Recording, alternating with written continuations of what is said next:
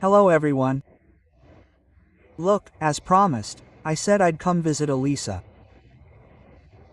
I'm here with this incredible journalist, the only one I'll interview, Hugo El Pollo Carvajal.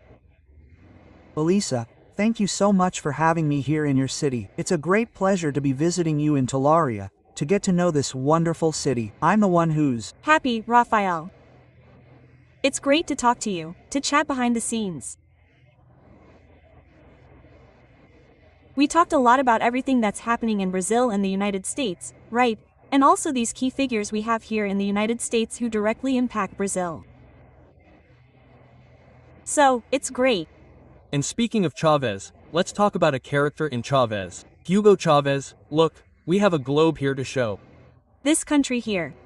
Look, here it is. Venezuela is right there on the globe.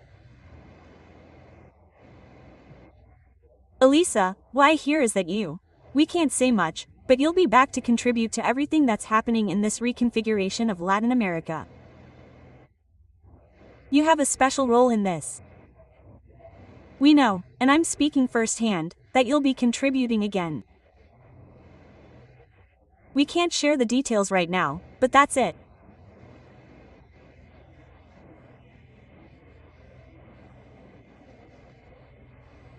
Well, we have a very special opportunity here in the coming weeks to bring you exclusive information about the work I've already done, which is related to Carvajal and other important moves by the US government that will impact Brazil.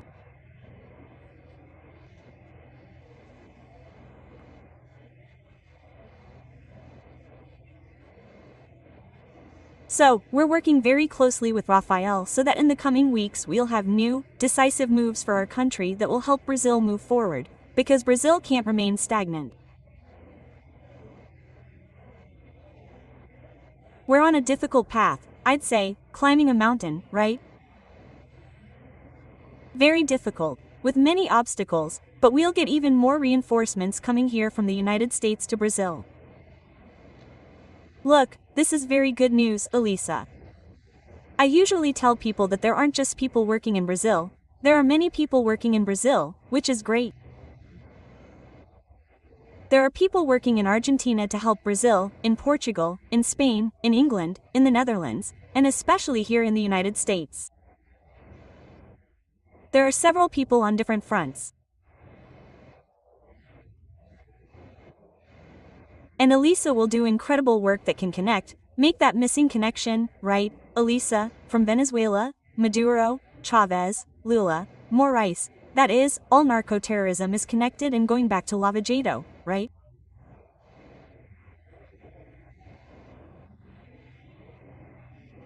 It's something I think everyone in Brazil has already realized that we are working to prove, that everything is interconnected. There are no isolated characters in this whole story we are following in Brazil.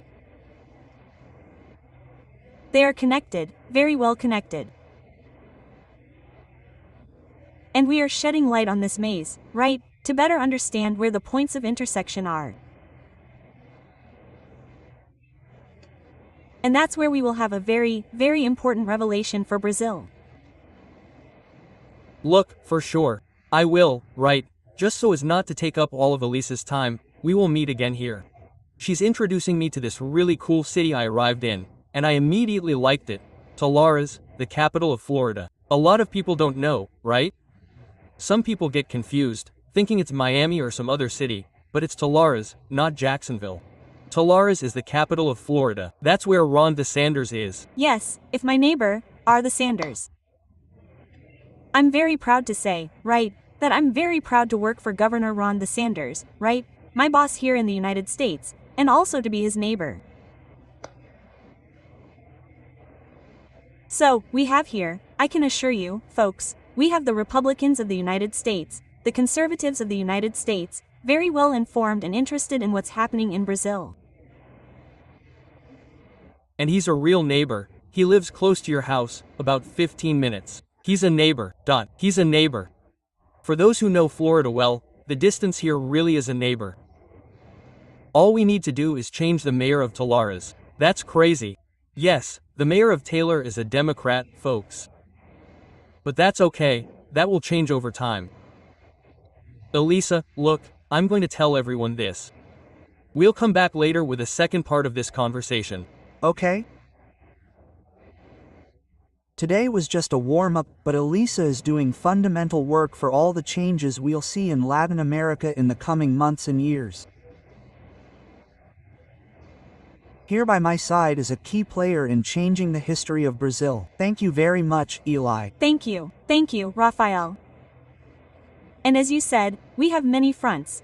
There are many people working here abroad, right? In the United States, in Europe, many people.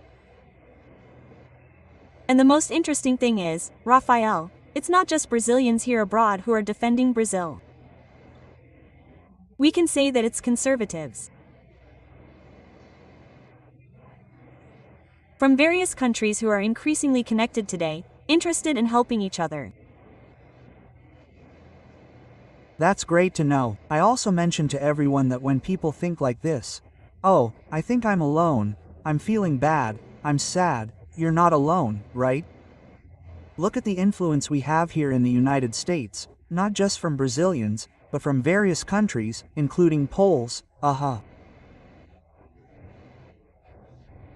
Americans, Argentinians, Portuguese, Spanish, Italians, Japanese, Australians, they're helping Brazil because they know it's an important part of our Western civilization, of Christianity in general. So that's it, folks. The second part of our conversation will be coming soon. Thank you very much, Elisa. I appreciate it. Hugs, everyone.